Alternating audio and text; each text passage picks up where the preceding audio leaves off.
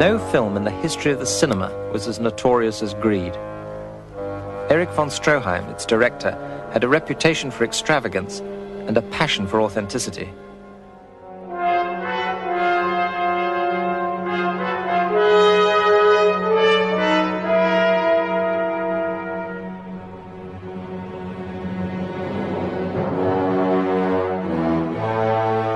Olá, amigas e amigos do podcast Filmes Clássicos. Iniciamos agora nosso episódio de número 258. E hoje o assunto é Greed, Ouro e Maldição. Essa obra de Erich von Stroheim, que é muito mais do que apenas um filme, é objeto de toda uma mitologia, a ponto de ser chamado de o Santo Graal da sétima arte.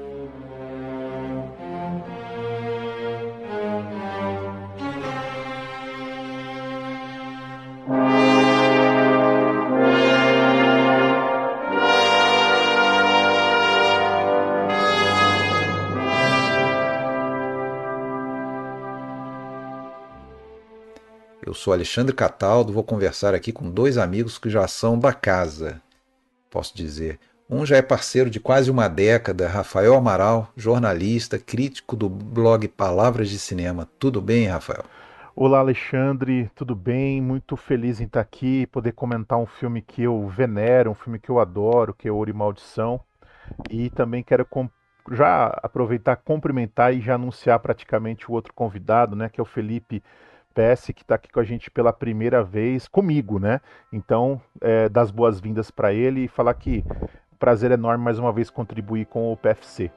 O outro convidado é uma parceria mais recente, Felipe Pesce, cinéfilo inveterado, produtor, apresentador do canal La Sétima, programa do qual, inclusive, eu já tive honra de participar como convidado. O Felipe, na verdade, já esteve aqui no PFC, em 2 episódios. Ele fez o No Silêncio da Noite, do Nicholas Ray, e fez o episódio sobre o Seven. Com você, é verdade, Rafael, a primeira vez que ele está gravando. Tudo certo, Felipe? Tudo certo, Alexandre. Obrigado pelo convite. Mais uma vez, né? E um prazer imenso estar conversando com mais um membro aí do Dream Team do PFC pela primeira vez, o Rafael, sobre esse filme pelo qual eu sou apaixonado. Inclusive, a gente gravou, eu e o meu sócio lá no La Sétima, um episódio do Greed há 2 anos atrás, quando o filme completara aí 100 anos, né? Também sou absolutamente apaixonado por essa obra. E é por essa razão, inclusive, que quando a gente decidiu fazer o episódio do Greed, eu já pensei em te chamar, porque eu sei da tua paixão pelo filme, a ponto de você ter feito esse episódio lá no centenário do filme, né? E dá até para dizer que foi uma falha do PFC, deixou passar esse centenário em 2024. A gente está remendando isso 2 anos depois. Então, pessoal aí que escuta o PFC, dá uma força, escuta lá o episódio também do La Sétima, do Felipe, sobre o Greed. Bora lá, bora lá.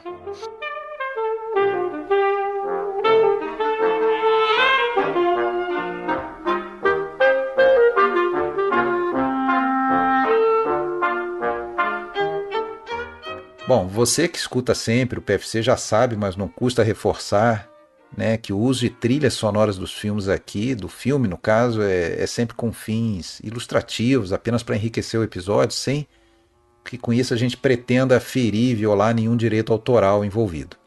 E também, aproveitando o disclaimer, a gente informa que não vamos respeitar spoilers nessa conversa sobre o Greed, um filme de mais de 100 anos. Então, se você ainda não assistiu ao filme e se importa com spoilers, é melhor dar um pause, assistir lá o filme e depois voltar aqui para escutar o nosso papo.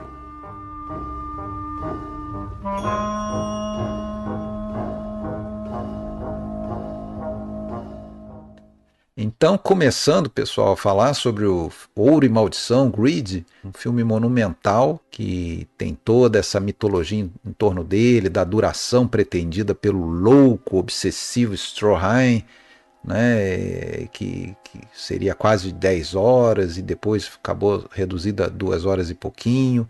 Um filme de recepção negativa na sua época e que hoje, 40 anos depois, ali nos anos 60, já começou a aparecer em lista dos maiores de todos os tempos e hoje também mantém essa aura em torno dele, sendo que hoje a gente tem aí uma outra versão, né, uma versão de 4 horas remontada, acho que pelo TCM, né, nos anos 90, usando stills, né? A gente vai falar sobre isso também.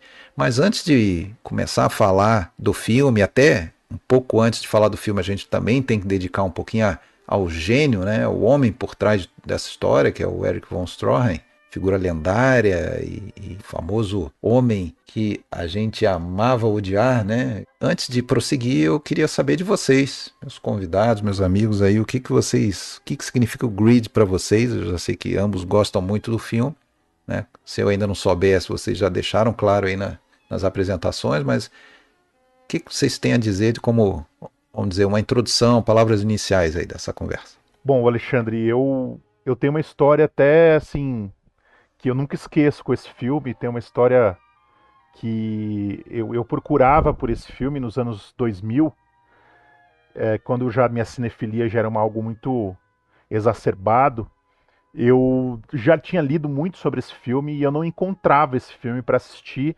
Ainda era uma época que o YouTube estava engatinhando, que você tinha dificuldade para encontrar filmes. E um belo dia eu descubro que a Cinemateca Brasileira, aqui em São Paulo, ia passar o filme. Né? Não nessa cópia de 4 horas, era uma cópia mais curta. Até onde eu me lembro é a cópia do original, do cinema original, entre aspas, né? Muito próxima daquela que foi lançada pela MGM na época. E eu fui até a Cinemateca assistir esse filme, que era um filme mítico, meio que entre cinéfilos. E foi uma experiência muito interessante, porque foi uma das únicas vezes que eu fui no cinema e eu assisti um filme sem som, sem nenhum som. A sala, assim, não estava lotada, tinha algumas pessoas, foi durante uma tarde, mas foram, assim, 2 horas e meia de filme sem um único som na sala, um silêncio absoluto, e foi um filme que eu saí, assim, arrebatado, que eu fiquei apaixonado pelo filme. E aí, anos depois, saiu o filme, foi lançado finalmente em DVD no Brasil, nessa versão de 4 horas, em 2 discos e tal. E hoje já está disponível, você consegue assistir no YouTube, uma cópia boa também, que é essa versão de 4 horas, que eu acho que mais ou menos é a versão que a gente viu e é a versão que a gente vai comentar aqui. Mas também eu penso o seguinte, quando você assiste esse filme na versão de 4 horas, não é muito difícil você visionar ele na versão original de 2 horas e meia, porque basicamente o que foi acrescentado na versão de 4 horas são stills, né? São imagens fixas, são imagens estáticas. Eu estava lendo a crítica do Roger Ebert sobre o Ouro e Maldição. Inclusive o Roger Ebert, ele me parece, lendo ele, que ele gosta mais da versão de 2 horas e meia, mais da versão que foi lançada no cinema, do que essa versão de 4 horas. E ele traz uma informação, não sei se você tem aí essa informação, que esses stills eles foram descobertos em 1990 por um historiador chamado Rick Schmidlin, e junto com esses stills tinha uma cópia ali de 330 páginas do roteiro original de filmagens, tá? Indicando, me parece que já te dava para ter uma ideia com esse roteiro da decupagem técnica do filme, ou algo próximo a isso. O que permitiu essa reconstrução com os stills, se aproximando não do que o Stroheim queria, né? Eu acho que é bom pontuar aqui, a versão do Stroheim era uma versão, sei lá, nas fontes que eu li, nos livros que eu li, eles falam muito em pés, né? Não sei quantos mil pés de película, que é metro de película. Mas em relação a horas, algumas fontes variam. Mas eu acho que a versão que o Stroheim gostaria, ela estaria um pouco próxima das 9 horas de duração, incluindo um pouco do que esses stills nos mostram. Então, quem assistir a versão de 4 horas vai estar vendo um preâmbulo, uma coisa próxima do que o Stroheim queria, né? Um pouco próximo. Aquele filme que o Stroheim queria, a gente nunca vai conhecer. Eu acho que é bem essa a realidade. Antes de você falar, Felipe, deixa eu só fazer um comentário sobre essa questão da versão de 4 horas. Não sei se eu digo já qual que eu prefiro, qual que eu não prefiro, o que eu acho delas, eu falo depois. Mas eu achei muito interessante uma analogia, agora eu já não lembro nem onde que eu li nas fontes e tal, mas eu acho que é perfeita. É similar, você ver a versão de 4 horas é uma coisa similar a você visitar o Museu de História Natural, e aí você vê lá que tem o fóssil de um dinossauro, sendo que, na verdade, talvez tenha um osso que foi descoberto em algum lugar, e o resto todo é uma reconstrução em gesso, com base em estudos e tal, como seria. Não é o dinossauro, não é o esqueleto real do dinossauro, mas você consegue ter uma ideia, você consegue achar aquilo impactante de qualquer maneira, mesmo não sendo real. É similar, a gente não está vendo o filme do Stroheim ali, a gente nunca vai ver, ninguém nunca vai ver o filme do Stroheim ali, nem o de 9 horas e tanto, ou 10, algumas fontes falam quase 10 horas, ou a versão que ele chegou a conseguir cortar para 6 horas, pretendendo lançar em 2 partes. Já era, não vai ser vista por ninguém. Né? Então é um arremedo, vamos dizer, um esboço, uma insinuação do que poderia ser aquela versão, essa de 4. Né? Tem seu valor, não deixa de ter o seu valor por isso. É diferente de outras restaurações de outros grandes filmes em que se conseguiu chegar na versão do diretor. Não é a versão do diretor, tá longe de ser, mas já é, vamos dizer, um elo ligando para a versão do diretor, até pela duração, né? Mas também tem o lado negativo, que é a gente só ter stills, né? Não foi achado nenhum rolo sobrevivente, nenhum lugar com imagens em movimento para compor. E eu sei que isso também afugenta muita gente dessa versão de 4 horas, né? O fato de ter muitos estilos, né? A pessoa, em boa parte ali, ela está vendo uma fotonovela, uma fotonovela filmada, um negócio meio estranho. Felipe, diga lá. Não, eu acho que a minha experiência com o filme, ela até um tanto ordinária, no sentido de, como cinéfilo ali em formação, eu assisti ao Crepúsculo dos Deuses, já havia visto o Ouro e Maldição em listas e dicas, e claro que aquela história, cambalhotas de referência, aquela teia de referências embalada em uma metalinguagem perfeita do Billy Wilder só de alguma maneira aumentou a minha vontade de procurar o filme. E até interessante porque em algumas trivias menos confiáveis você encontra coisas como existem clubes de cinema perdidos, escondidos, em que as pessoas assistem uma vez por ano a essa versão de 9 horas e meia a qual o Rafael se referiu, uma vez por ano. Claro que não é verdade, mas até tinha a esperança que de repente um desses clubes pudesse ser o PFC. Não dei essa sorte. Mas, cara, assim, eu acho que a versão de 4 horas ela impõe um conflito filosófico ao cinéfilo, né? Porque aqueles cards, até com as citações do livro, né? Eles não têm necessariamente as citações que o Stroheim gostaria de imputar ao cena, porque você não tem a cena em si. Elas mudam um pouquinho ali o filme, e querendo ou não, a versão mais curta, sem dizer qual eu prefiro ainda, ela acaba sendo um produto daquela guerra mitológica, como você mencionou, entre os estúdios e o autor. Né? Mas enfim, eu acho que ela dá um bom preâmbulo, como o Rafael mencionou, do que seria essa visão, explora melhor os subsegmentos. Então eu acho que tem bastante coisa valiosa para se abordar nessa versão de 4 horas para quem ainda não teve a oportunidade de assistir.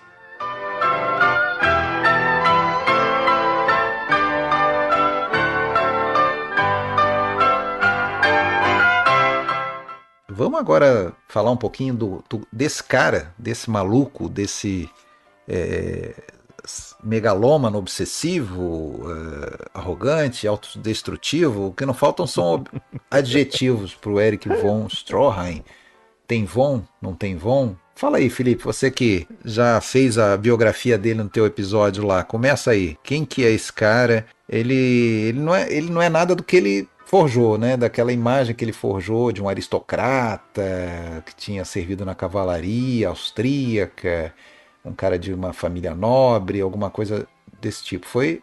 Acho que é unânime, acho que todos os que os conheceram, e inclusive há muita gente que dá depoimento em documentários, como por exemplo O Homem que Amávamos Odiar, né, de 79, tem várias pessoas que na época ainda estavam vivos e conheceram ele e disseram, não, isso é fato, ele chegando nos Estados Unidos, ele se reinventou, né, ele criou lá uma grande fake news a respeito da sua vida pregressa. Ele é um cara de classe média, né, classe média judia. O pai deles, pelo que consta nesses documentários e em algumas outras bibliografias, era um cara que fazia chapéus, meio que um artesão, ali em Viena. Ele nasceu em 1885. Existem aí, como você mencionou, variantes de qual seria o real nome dele. Tem von, não tem von, mas era um nome longo e complicado bastante, do qual derivam aí o von Stroheim, que ele, enfim, manteve, né? para seu nome artístico.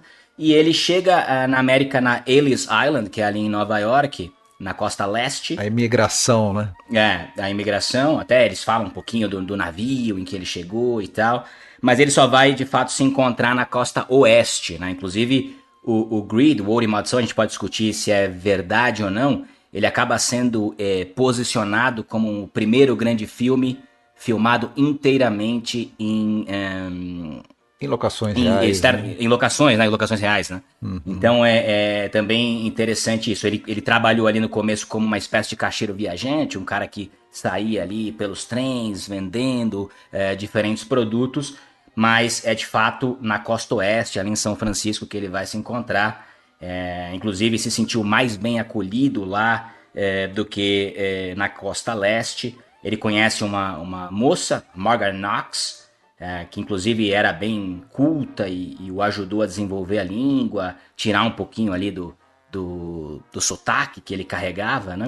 E aí manteve, não sei se ela foi muito bem sucedida nisso, mas o incentivava a escrever. Ali ele começa a desenvolver essa veia de autor, de escritor. Ele morou com ela numa taverna ali na Califórnia, não ainda em São Francisco, mas é de fato nesse contexto que ele começa a se aproximar de Hollywood, e ele chega, eu vou até convidar vocês para comentarem isso, em Hollywood num momento muito interessante, né, Alexandre? Num momento em que o cinema está explodindo, em que existe também a questão da Primeira Guerra Mundial e como se aflorava ali o sentimento anti-germânico e etc. Então ele acaba ganhando ali um filão para poder desenvolver o seu papel de ator. É importante dizer isso, né? A gente está falando do Stromheim aqui como diretor do Greed, e não só diretor, ele mesmo nos seus filmes vai usar superlativos, pessoalmente dirigido por Erich von Stromheim. Ele também coloca lá nos outros filmes que a gente comentou, né, Rafael, no Blind Husbands e nos outros, ele coloca que ele é o responsável pelo figurino, por toda a parte técnica do filme. Mas ele também teve mais sucesso até, acho que vale comentar isso dentro dessa biografia, como ator, né? Um ator coadjuvante ali, marcante. Sim. Ele meio que se especializou em fazer figuras más, né? Personagem de gente cruel, gente má. Da onde que veio esse slogan aí do que amávamos odiar aí, que já vem da carreira de ator dele. Isso. E em 19 ele vai ter a oportunidade de dirigir o primeiro filme. Mas eu acho que é interessante dizer, Alexandre, voltando só um pouquinho à biografia dele, que tem coisas que realmente não dá para saber muito bem se é real, que não é. O Stromheim, a impressão que eu tenho é que ele sempre megalomaníaco, narcisista, mas também um cara que forjou sua própria história, né? Ele enxergou naquela indústria do espetáculo a sua essência, que é uma indústria de falsidades, e ele falou, por que não vestir uma personagem? Exato. Né? Então ele criou essa personagem Stromheim. E ele se serviu bem durante um certo tempo dessa personagem. Por quê? Porque você tem histórias que a gente, de novo, não sei se isso é real ou não, eu li alguns livros, eu não li nenhuma biografia dele, mas eu li análises e livros que falam sobre ele, e, por exemplo, tem uma história que eu acho que não é real, que diz que ele teria ido embora da Áustria depois de ter se envolvido em um conflito armado, que ele teria trocado tiros com outro soldado da cavalaria, que esse soldado era amigo de um bambambam lá, de um cara mais poderoso, e que ele percebeu que ele poderia ser preso por ter se envolvido nesse conflito armado, e ele embarcou e veio embora. Eu não sei se isso é verdade. Eu acho que o fato dele ter sido um militar, eu até acho que é verdade, porque tem foto dele jovem, vestindo roupa militar, né, traje militar, farda. Talvez não um oficial, né? Então, também não dá pra saber, né? Essa questão da deserção, em outros relatos e textos, o pessoal diz que é uma história que ele criou para ser mais bem aceito também no Ocidente, né? Faz sentido. Então existem esses conflitos aí de versões. E ele vai se instalar na indústria em um momento muito chave, que a gente está falando da primeira metade dos anos 10, mais ou menos na metade dos anos 10, onde está acontecendo algo muito importante na indústria americana, que é uma proeminência e e uma inclinação para filmes, que os filmes começam a ganhar digamos, uma metragem maior por meio do D.W. Griffith. Ele vai ser ator do D.W. Griffith no Nascimento de uma Nação, papel pequenininho, quase nem dá para ver ele, mas depois Cai ele de vai uma ganhar... casa, né? Exatamente, ele cai de uma casa, papel super pequeno, mas eu tenho para mim que ele trouxe a ideia, a megalomania que ele absorveu, ela tem muito a ver com essa relação com o Griffith também. Sim. Né? Ele percebeu que o cinema era um campo vasto para você produzir coisas monumentais, que tinha muito dinheiro disponível. Mas ele tinha que se destacar de alguma maneira, né? Exatamente. Alguém comenta isso nesse documentário, que ele logo percebeu que em Hollywood, para ele ser alguém, né? Ele tinha que ser alguém, né? Ele não podia ser só mais um. Ele vai para aquele set do Nascimento de uma Nação, em que tem milhares de extras ali. Ele era só mais um extra, ele sabia que dali ele não ia para lugar nenhum, né? Mas ele arruma maneiras de chamar a atenção, né? Colocando pequenos detalhes nos seus pequeníssimos papéis, até como extra, que chama a atenção, como chamou do Griffith, né? E daí a pouco ele já está trabalhando de assistente e tal. Não, e você vê na forma do filme dele, por exemplo, o André Bazin vai dizer que ele é um diretor que ele vai ajudar a contribuir, e eu tenho certeza que sim, a questão do realismo no cinema, né? Ele vai buscar esse realismo. No entanto, ele usa muitos métodos que você enxerga no cinema do Griffith, né? Apesar de ele romper com o Griffith por um lado, quando ele vai fazer o cinema dele... Lance da montagem, principalmente. Exatamente, né? Ele vai romper com o Griffith em algum momento, mas em outros momentos ele vai trazer uma lição do Griffith. Você vê, por exemplo, aquela cena do Ouro e Maldição, para citar só um exemplo, do trem, que eles estão se beijando ali, a primeira vez que o McTighe beija a Trina, com aquela tempestade, que o trem cruza, aquele uso da montagem paralela, aquilo é muito griffithiano, né? Então, assim, sem dúvida nenhuma, ele trouxe um ensinamento do Griffith, ainda que tenha rompido, de certa forma, com o seu mestre, né? Com o seu, entre aspas, com o seu professor. Mas eu acho que o cinema dele convive, essas duas formas tão pouco em conflito, estão convivendo relativamente bem. A começar por ele, eu acho assim, a começar pela pessoa Stroheim, ele sempre também buscou uma espécie de caricatura, né?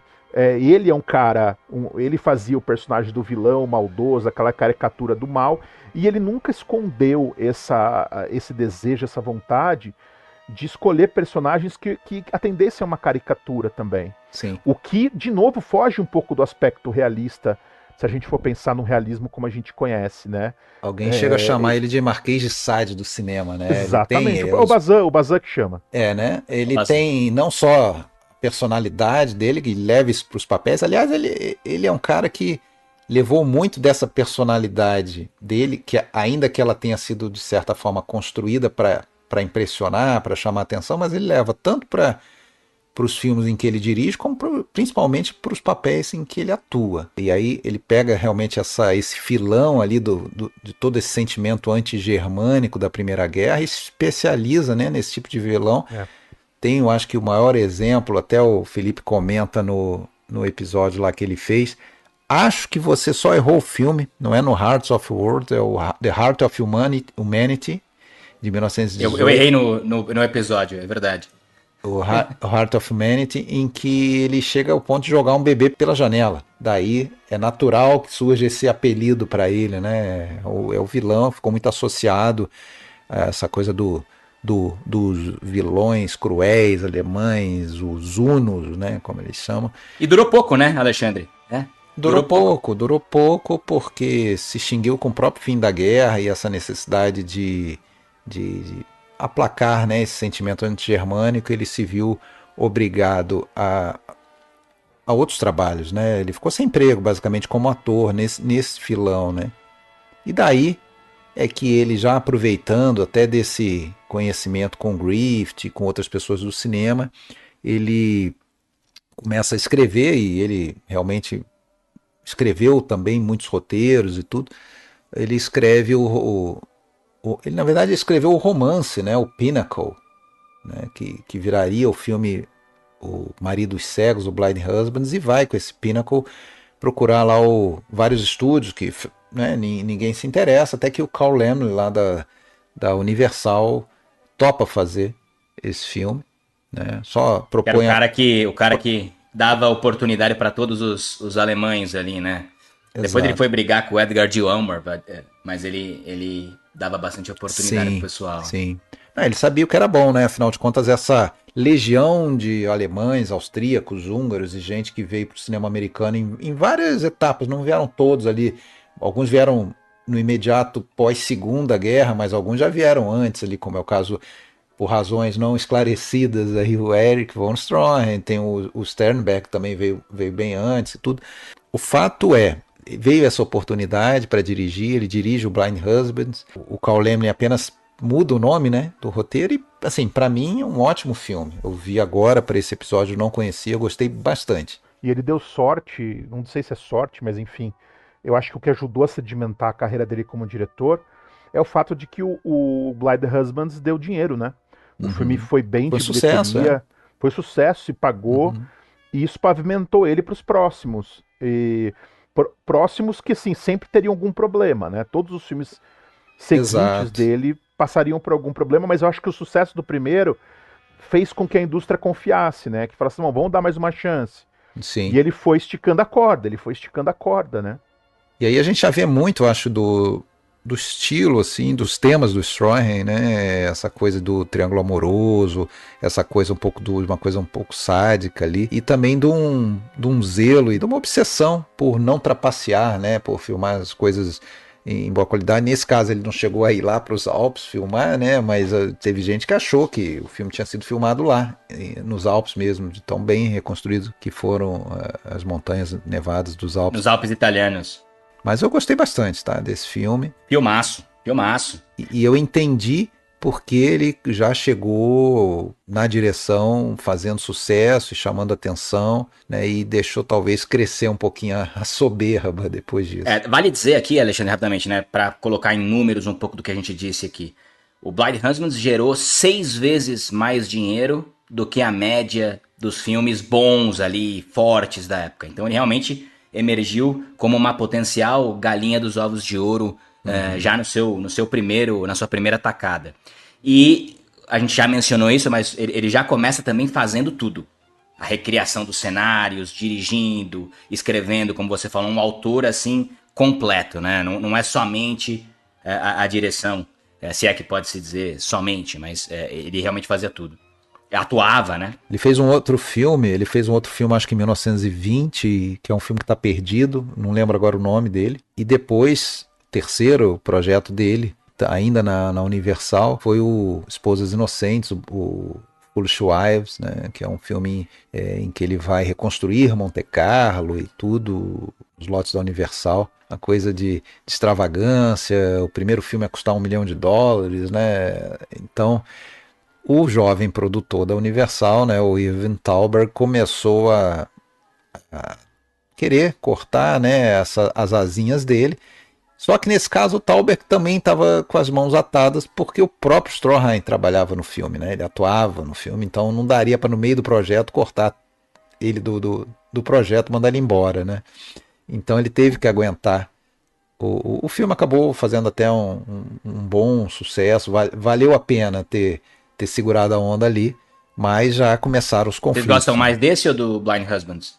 Eu sou mais fã do Esposas Ingênuas. Eu acho Esposas Ingênuas uma pequena obra-prima. Eu acho o Blind Husbands um grande filme, mas eu acho Esposas Ingênuas mais bem acabado. Eu acho que ele consegue cenas memoráveis assim nesse filme, como aquela da chuva de novo, né? Parece que ele tinha uma tendência a filmar desespero no meio de temporal ou em locais inóspitos, né? Era meio que uma especialidade do Stroheim. Ele adorava chuva, tempestade, e eu adoro esse filme. Eu acho esse filme fantástico, assim, marcante. E também foi um filme que teve bastante corte, né? Pelo que me consta, foi um filme um pouco mutilado aí, mas a versão que foi apresentada e que a gente tem hoje, eu acho um filme incrível, assim. Eu gosto muito como ele surge no filme no começo, atirando ali no meio do oceano e tal. E ele não esconde essa canastranice, né? Eu acho legal isso, né?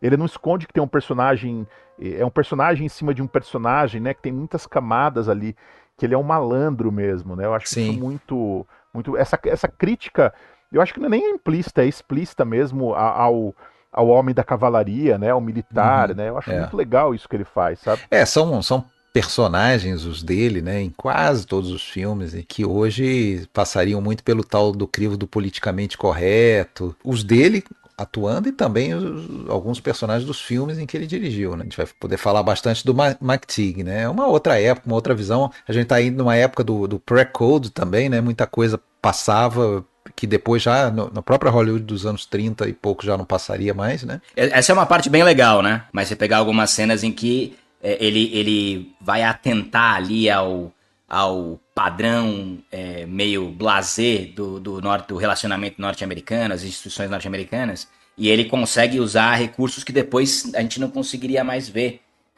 na Hollywood com a censura mais acirrada, né? Isso são pontos fortes desses dois filmes, e eu também gosto mais do Foolish Wives. Eu confesso que eu gosto mais do Blind Husband, desculpa, Rafa, só para fechar a sua pergunta, eu confesso que eu gosto mais do Blind Husbands, mas segue lá. Eu não assisti todos os filmes dele, mas eu devo ter visto a maioria que está disponível, tem algum outro que está perdido e tal.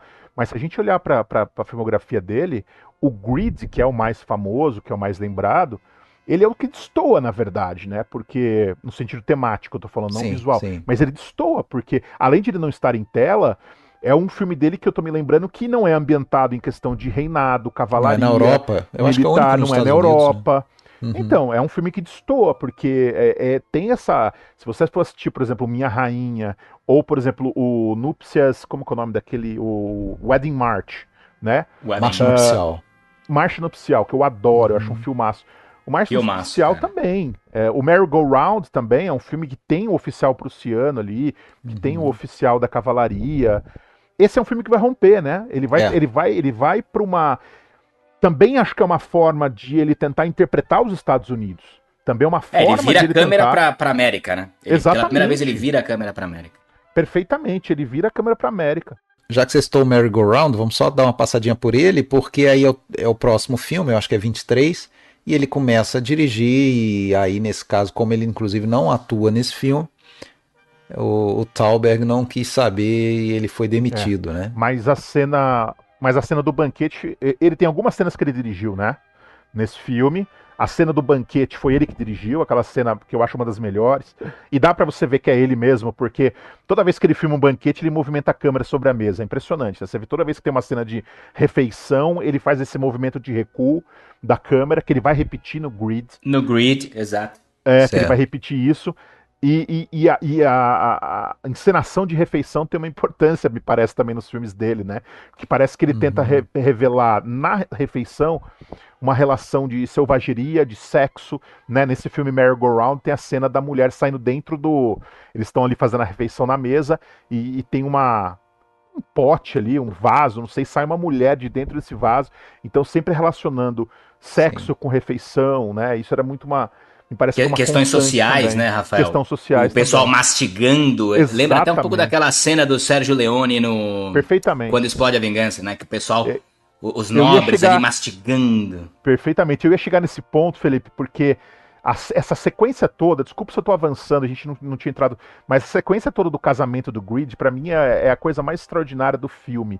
Eu acho que ela consegue ser melhor que o final, assim. A gente lembra muito da sequência do Vale da Morte, mas a sequência do casamento assim, é um momento melhor que o outro, assim, e essa coisa da alimentação, eles comendo o osso da cabeça do animal ali, um negócio tão, sabe, é muito, muito claro pra mim a crítica que ele estava tentando fazer.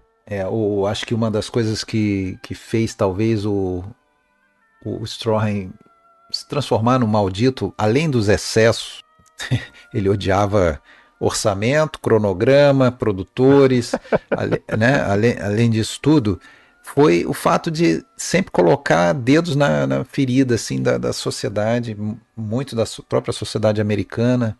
Então, os filmes dele estão cheios de sexo, não explícito, evidentemente, mas de relações, de obsessões sexuais. Então, é aquela coisa interessante, né, que a gente pensa, não, o cinema lá nos anos 60, né, naqueles movimentos, naquelas quebras, virada para os anos 70, é que vai começar a colocar certas temáticas. Não, isso já estava lá atrás, desde sempre. Foi podado, sim, foi podado na década seguinte, a partir do Código Reis, mas, cara, O Strauheim é cinema, é sexo, é violência, é ganância. É isso. Hollywood sempre teve uma certa dificuldade com essas representações, né? Do sexo, do social, da violência. E eu acho que isso só vai começar a ser realmente quebrado depois da Segunda Guerra, assim, né? Porque antes você tem essa dificuldade de se relacionar com isso, né? Assim, eles sempre. A violência nem tanto, eles sempre absorveram bem a violência, mas a questão do sexo, para eles, é uma coisa. Sempre foi algo muito complicado, né? E o Stroheim, como o Marquês de Sade do cinema, sempre tocou nessa questão. E tocou numa questão que eu acho muito interessante, que não é o sexo como prazer, também como prazer, como vontade, mas é o sexo como algo repugnante, como fetiche, como medo, né? Você vê, por exemplo, a personagem da Trina tem um conflito sexual ali nela que é bem presente, me parece. Tem citações a estupro, né, em algumas cenas. Eu até brinco que esse Era Uma Vez na América que o cara quis filmar em 1924, né? É um filme, assim, muito à frente do seu tempo. É um filme realmente determinante pro cinema do século XX, virar a câmera pro âmago da sociedade americana, como a gente estava falando. E certamente não caiu bem, né? E não cairia nem se os estúdios tivessem sido mais, de alguma forma, complacentes com o orçamento. Eu acho que transcende um pouco a questão econômica, o destino, né? Moral, né? A questão é moral. É moral. Sem dúvida. Moral. E a violência que você comentou, né, Rafael? A violência, o cinema americano até lida bem em termos, né? Porque a violência, geralmente, ela tem que estar restrita ao vilão. Né, ou aos vilões do filme, né? Não é uma coisa generalizada. Você vê, por exemplo, nesse filme aqui, nós temos a derrocada de todos, né? Ninguém se salva ali, né? Quer dizer, os que se salvam foram cortados, né, da versão reduzida, que é o casal de velhinhos. Os imorais precisam pagar de alguma forma, né? Aqui para Stroheim não, todo mundo tem a sua imoralidade, né? No Ouro e Maldição tem uma coisa muito interessante do Stroheim, que ele, quando vai fazer esse filme, além da questão das locações que a gente já falou, né, dessa questão de um cara obcecado por filmar em locação, mas ele tinha uma coisa que ele fazia também, que ele queria que os atores convivessem com pessoas reais. Quando ele foi filmar em São Francisco, onde uma boa parte das cenas ali do consultório se passa, ele vai pedir para os atores vestirem roupas como as pessoas daquele lugar vestiam. Ele vai pedir para os seus atores conviver com aquelas pessoas e conversar com aquelas pessoas para se sentir parte daquele meio social.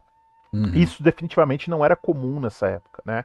É daí que eu acho daí que eu entendo que o Bazin tira essa ideia de realismo, porque não é um realismo necessariamente estético da câmera, mas é uma necessidade de realismo que passa por detalhes, sabe? Que passa por escolhas que vão desde você colocar um bonde, um trem de verdade passando atrás da cena, até você, enfim, né? Você tá dentro de uma casa, de um espaço que às vezes eu não sei se aquilo é cenário ou se aquilo realmente eles estão dentro de uma casa verdadeira em São Francisco. Teve um filme, eu não sei qual, provavelmente foi o Merry Go Round, não sei, em que se passa em Viena, né? E ele tinha uma cena com um bonde e ele mandou vir um bonde de Viena. Ele mandou vir um bonde de Viena, de navio. Não só o bonde, né? Não só o bonde, né, Alexandre? Ele importou prostitutas de Viena também. Então, os excessos do Stroheim nessa necessidade também de querer patológica. criar era meio patológico. Só dar mais um passinho para trás, então, a gente falou desse fracasso do Merry Go Round, né? Ele acaba demitido mesmo da Universal, né? E aí ele acaba recebendo propostas de outros estúdios, afinal de contas algum valor ele tinha pelos filmes, né, que ele já tinha feito, e ele vai parar na Goldwyn, né? Ainda a futura Metro, ainda não era a Metro, Goldwyn, do Samuel Goldwyn, e convence, né, o Goldwyn a filmar um romance, né, do Frank Norris, o McTeague, né, que é o objeto aí da nossa conversa de hoje, vai virar o Greed. Eu li, não sei se é verdade, que ele convenceu facilmente o Goldwyn, dizendo o seguinte: olha, esse filme vai ser barato, sabe por quê? Não vai precisar construir nenhum cenário, eu vou filmar tudo em locação real. Ele só não sabia que a locação real era levar por um mês para filmar no Vale da Morte, Comprar uma mina de ouro. Coisas na desse Califórnia. tipo, Então, filmar aqui na rua, aqui na frente, aí beleza, né? Seria legal. Mas não foi bem assim, né? Mas essa promessa de realismo e tudo, a fonte, então, é esse romance classificado como um romance naturalista, né? Do Frank Norris, né? O McTeague. A história se passava em São Francisco e conversava muito com o Stroheim do passado, né? Porque chegando, vocês já comentaram isso, chegando nos Estados Unidos, ele morou em São Francisco ali por 1912, mais ou menos, viveu numa certa condição limitada, não sei se dá para chamar de pobreza, mas subempregos e tudo mais. Então ele conhecia a cidade, esse romance dizia muito a ele, né? E tanto é que ele vai dedicar o filme à mãe, inclusive. Segundo né? a lenda, uma das coisas que o Samuel Goldwyn gostava é porque o Samuel Goldwyn tinha uma ligação muito forte com a mãe também. E ele permitiu que o Stroheim colocasse essa dedicatória, que essa dedicatória aparecesse, já na versão editada, justamente porque ele também tinha uma ligação forte com a mãe. Então ele falou, não, deixa essa dedicatória, porque eu também gosto muito da minha mãe. E tem aquela história que também envolve a mãe, de que, não sei também até onde é verdade, porque dizem que talvez eles teriam utilizado essa história como forma de publicidade para os tabloides da época, que o Stroheim teria saído num braço com o Goldwyn, dentro do escritório do Goldwyn, quando o Stroheim teria feito uma citação sobre a mãe do Goldwyn, que o Goldwyn não gostou, e que uma secretária, inclusive, teria presenciado o momento que o Goldwyn empurrou ele para fora da sala. Mas não sei também até onde tudo isso é verdade ou é lenda.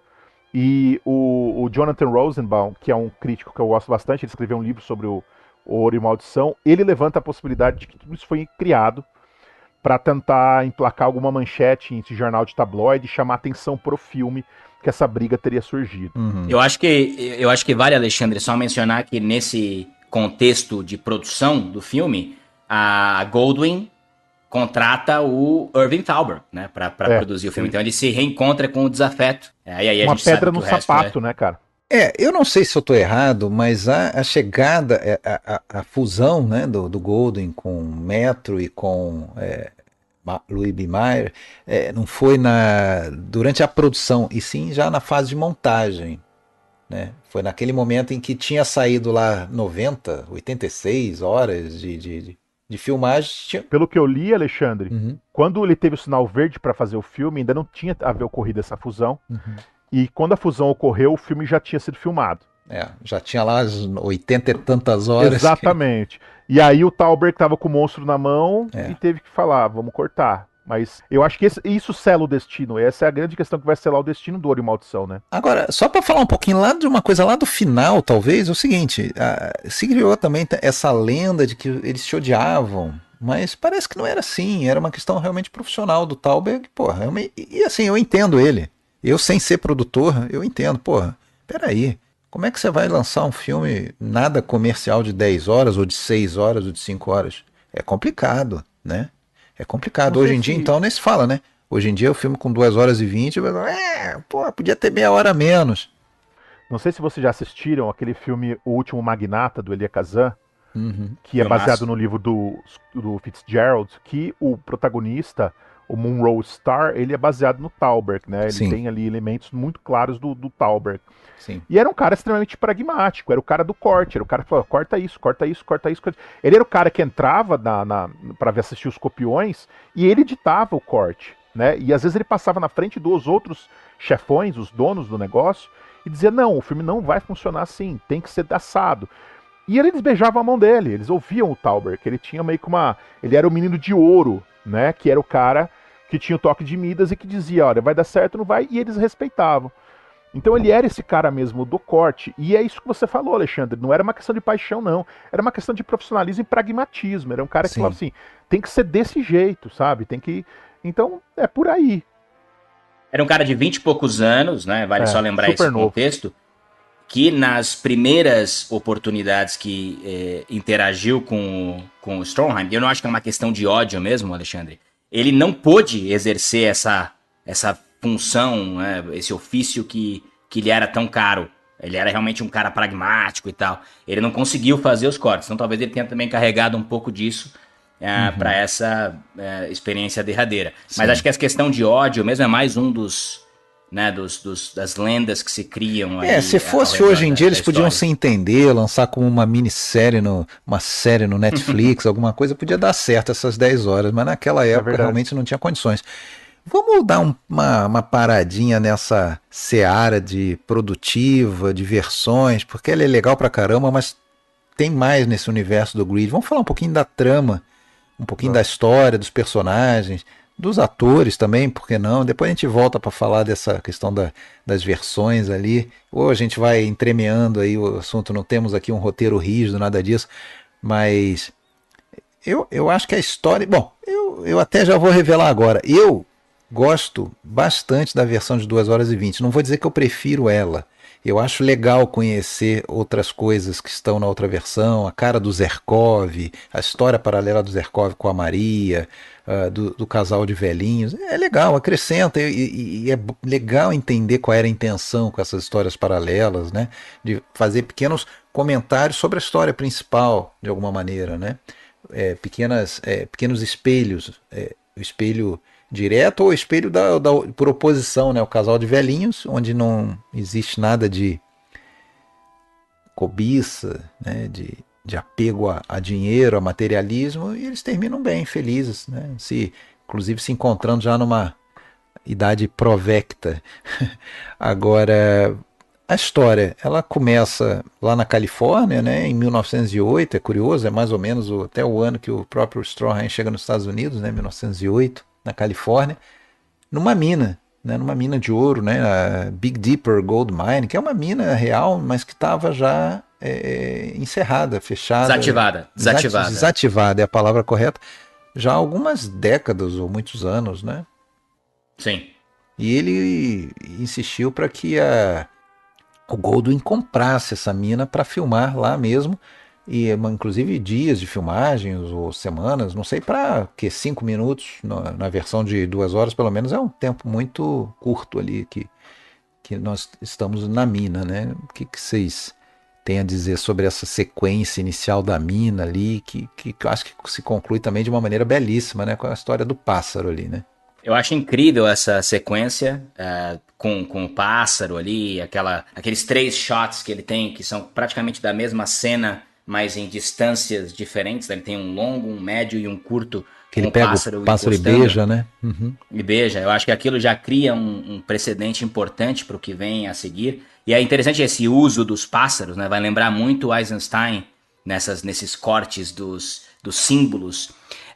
Mas também nesse ponto que o Rafael já havia comentado do realismo, mesmo com a mina desativada, eles desceram lá no interior da mina para filmar cenas com calor muito alto. Então ele queria desde o início, de fato, criar essa sensação real, né?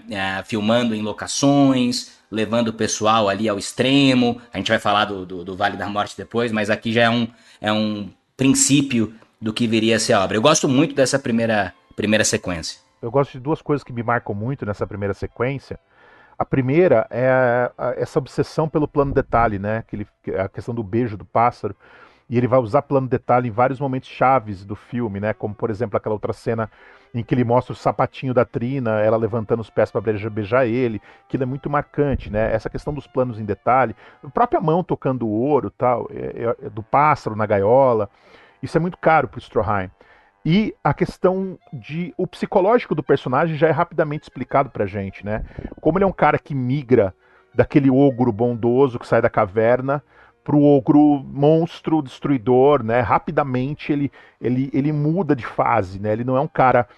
ele é muito pendular, o personagem do McTeague, né? Ele é um cara...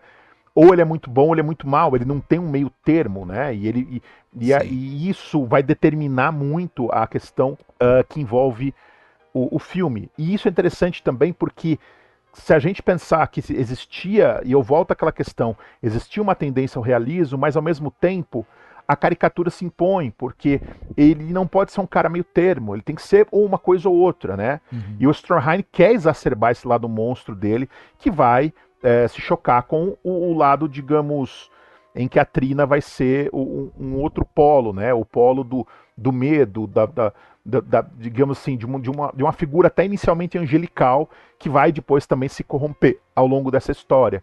Mas eu acho que a corrupção dela, ela é uma corrupção diferente, ela é gradual. À medida que a dele, as explosões são muito rápidas, né? Então você tem essas diferenças entre personagens. Esse início do filme, e agora a gente vai ter que comparar um pouco as versões, porque na versão remontada, você tem a história do pai, né? O pai é a figura que antecipa a tragédia do filho. Sim. Então você tem essa questão da transferência de tragédias aí do pai para o filho, que o pai começa bêbado em uma taberna ali bebendo, e o filho vai terminar um pouco muito parecido com o pai. Então isso já é dado desde o início. É um ponto que eu acho que para mim não faria sentido cortar, mas por sinal cortaram, né? Porque eu acho que você explica muito do personagem pela figura paterna e também pela figura materna também, né? Que é essa dualidade aí, né? Pelos estilos a gente vê que o pai também era interpretado pelo mesmo ator, né?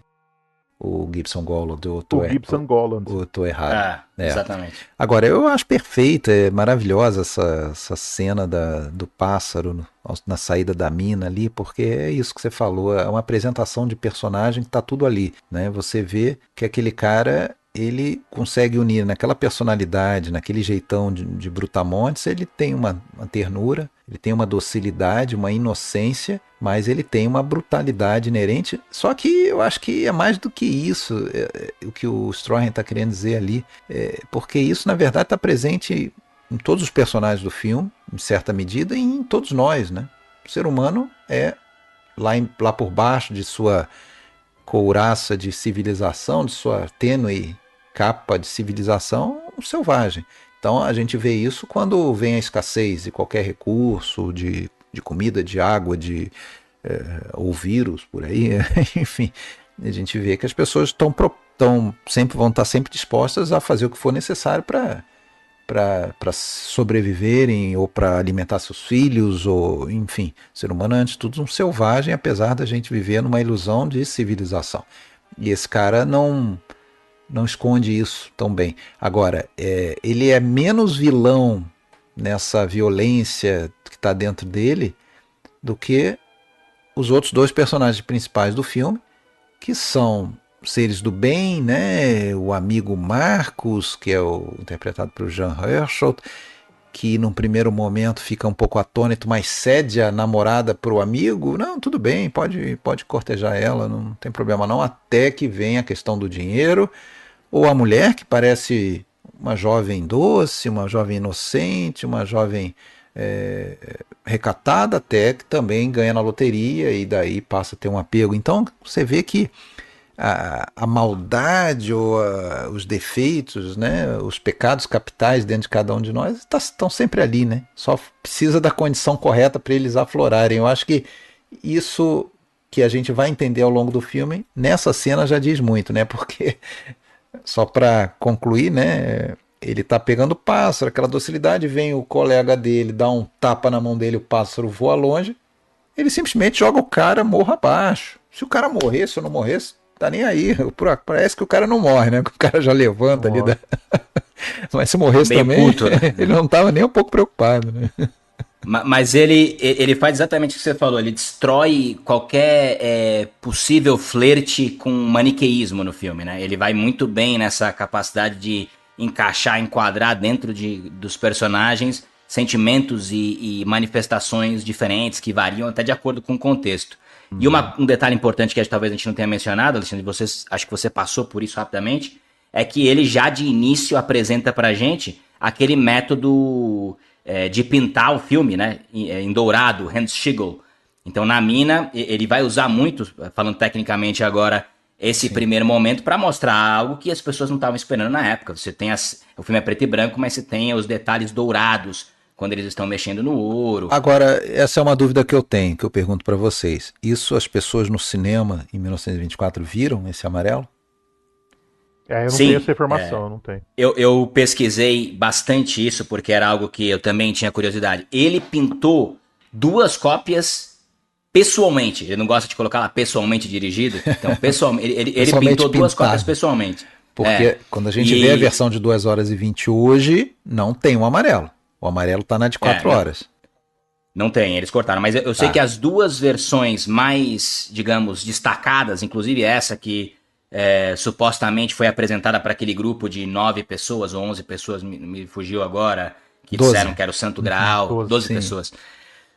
Essas já eram pintadas, tá? A primeira exibição do filme em Nova York, por exemplo, era a versão pintada por ele. E tem bastante coisa pintada de amarelo, né? Tem não só ouro, coisa. É verdade. Tem bastante coisa. Tem aquele dentão, né, do consultório, da carroça lá do doutor... Como é que chama o doutor que adota Potter. ele lá? Potter. Tudo que remete um pouco à cobiça, né? Eu acho que tudo que remete um pouco a questão do ouro acaba entrando, né? Eu acho bem interessante esse recurso. Aliás, o Tarantino foi puxar esse dentão aí no Django, né? Bem... É verdade. Curioso. Mas esse recurso visual de destacar pintando, eu sei que não estou falando a mesma coisa, mas me lembra aquela coisa do Hitchcock. Não sei se vocês vão lembrar do Blackmail, Chantagem e Confissão, mas aí eu não estou falando de visual, estou falando de som. Naquela cena em que a personagem que foi obrigada a matar um cara que estava tentando estuprá-la, no dia seguinte, na manhã, no café, a cena do café da manhã, da faca, a família está conversando na mesa do café e a única coisa que ela consegue ouvir é a palavra faca. Então, quando alguém fala faca, o Hitchcock abafa o som e só fala knife, knife, knife. Então, ele quer, de alguma maneira, destacar o que é o importante ali naquele contexto, né? No caso, é ela que a faca lembra ela que ela matou um cara na noite passada e ninguém sabe ainda, né? E ali nesse filme é o ouro, né? O ouro que também a gente não sabe ainda, né? Mas vai ser o grande vilão, né, desse filme. Como, aliás, né, em tantos outros, né? A gente já pode lembrar aqui do Tesouro de Sierra Madre, né, muito tempo depois.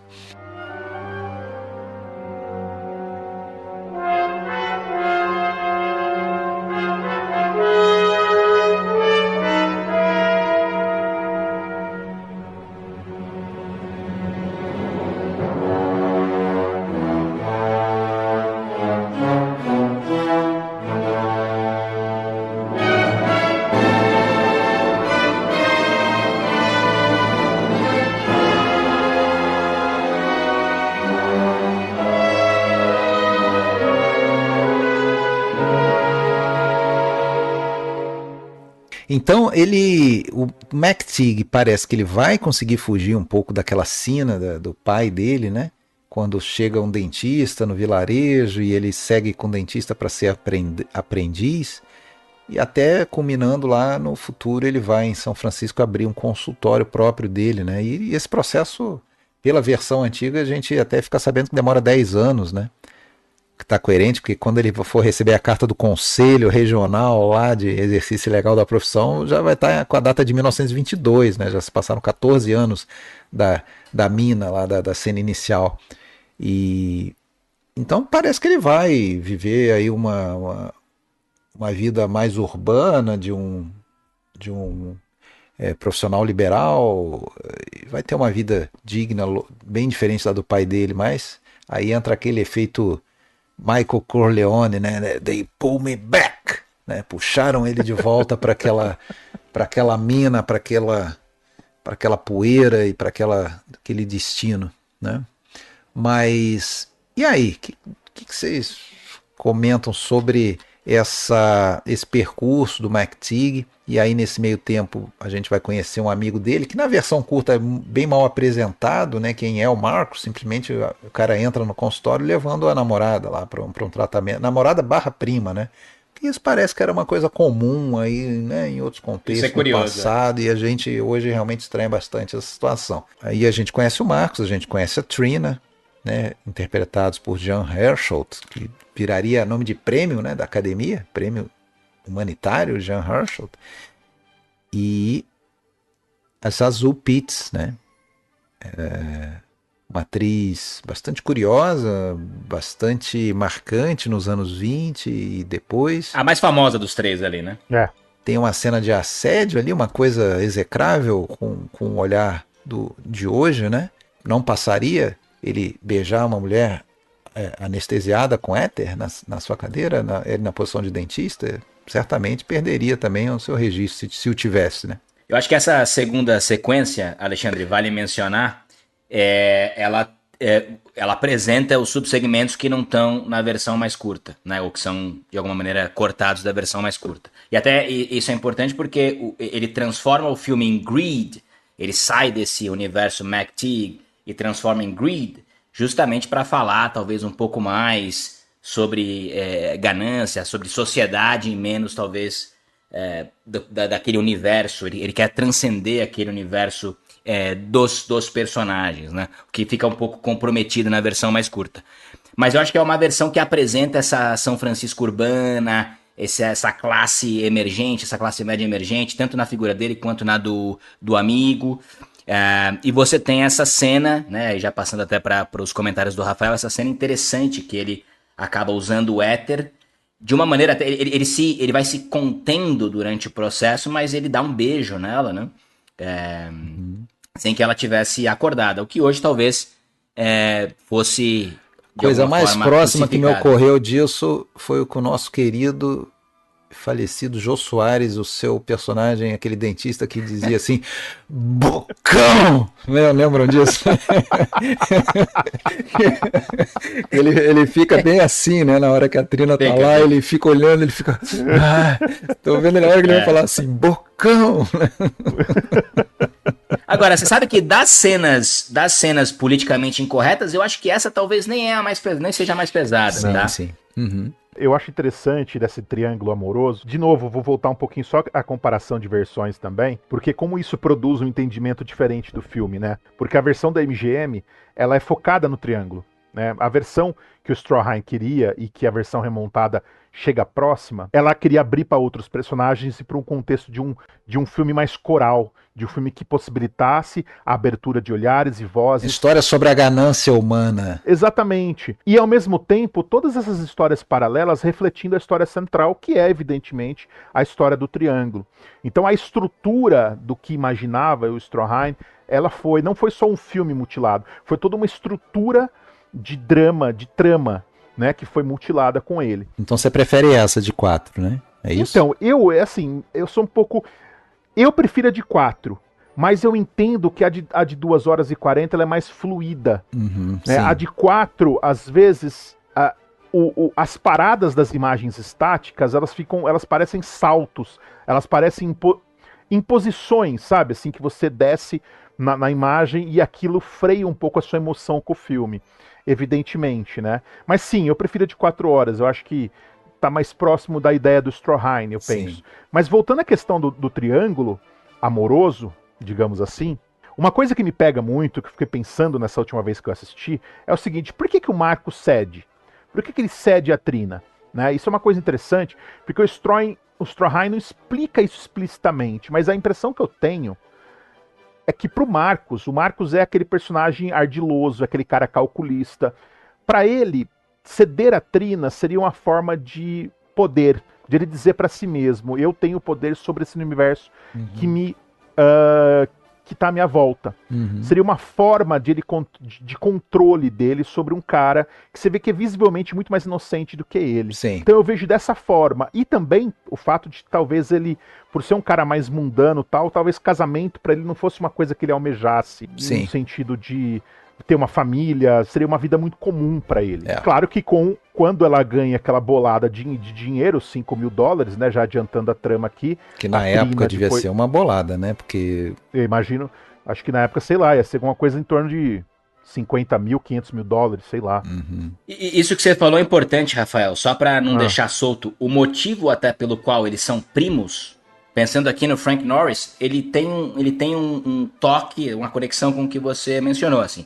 Sob a ótica de um cara que é uma classe média emergente ali, ele se relacionar com alguém da própria família é limitante, certo? Sim. E ele consegue expandir um pouco, até na versão mais extensa você vê que ele é uma espécie de um gerente, um coordenador de um veterinário, ali, uma clínica veterinária, uma coisa assim, né? Então, eu acho que é importante isso, porque não é solta essa situação. Exatamente. E eu gosto muito, eu acho que essa relação a 3 tem um componente psicológico fortíssimo aí, eu acho fantástico, as diferenças explicam ali a a relação entre eles, né? E o Marcos abre espaço para o McTeague ter a sua relação com a Trina, que vai ser sempre uma relação marcada pelo desespero, pelo problema, pelo conflito, né? Quando eles vão se casar, a impressão que a gente tem é que ela tá. A pressão não, fica nítido, ela tá apavorada porque, sei lá, como se ela fosse se deitar e fazer sexo com um monstro, Isso, né? isso Com fica muito coisa que claro, ela né? O medo dela. fica muito claro, o medo dela, né? Essa repressão. Já o período ali da corte, do namoro, é um negócio estranho, né? Porque eles vão naqueles piqueniques com a família, se divertem, vai a família toda, até tem um momento meio cômico ali, em alguns momentos, né? Com aquela família ela tá alemã, sempre, né? de alguma forma, ela tá sempre negando ele, né? Ela tá negando e depois o aceita, né? Exato, aceita o aí casamento, esse aí quando ele força ali um beijo e faz um pedido, ela se assusta com aquilo, né? Quando já talvez fosse algo esperado, mas ela se assusta, meio que recusa, só depois vai repensar. E nesse meio tempo vem a notícia de que ela ganhou na loteria, né? Tem todo um festejo ali, vem o representante lá da Caixa Econômica na casa dela para dar informação e não sei o que, e pronto, e aí tudo muda, né? Aí instantaneamente a gente já vê a mudança de postura do Marcos, né? Começa a fazer piadinhas, o que você vai fazer com esse dinheiro, Trina? Eu acho que ela vai casar com esse dinheiro. Ele já começa a sentir, opa, fiquei de fora desse negócio aí. E de certa forma ela vai mesmo casar com aquele dinheiro, né? Até em um sentido até sexual, né? Porque ela vai dormir em cima do dinheiro, né? Então tem essa. Ela tem uma relação física com uma relação física com o dinheiro, é muito louco. Que, aliás, isso, outra sequência marcante para mim do filme, aquela, até porque conversa com um monte de outras obras posteriores. Para quem assistiu Breaking Bad, por exemplo, tem cena com a pessoa dormindo em cima do dinheiro. O meu querido filme Assalto ao Trem Pagador, né? A gente tem ali o Tião Medonha e a Luísa o Eliezer Gomes e a Luísa Maranhão, né, deitados em cima do dinheiro. Aí não eram moedas de ouro, mas eram notas de dinheiro. Mas é o mesmo princípio, né, do prazer, né? Você vê que até a Zazu Pitts, ela teve dificuldade de fazer aquela cena, consta, né, que ela não sabia muito bem como reagir. Fala, olha, você tem que imaginar que tem um amante imaginário teu na cama, que você está tendo um certo prazer ali em estar deitado em cima daquele dinheiro, né? Ficar meio que se contorcendo com aquilo e tal. E aqui vale só lembrar, né, mencionar, Alexandre, como isso atesta também a genialidade e a visão do Stromheim, porque ele escolhe perfis, assim, muito outliers para esses dois personagens. Você falou do monstro. Esse não era o típico protagonista de Hollywood na época, não, né? O Golan. E a Zazu Pitts também, né? Ela era um pouco destoava um pouquinho do que talvez fosse principalmente um grande filme da Goldwyn. Então ele escolhe personagens que simbolizam muito bem aquilo que ele antevia, né?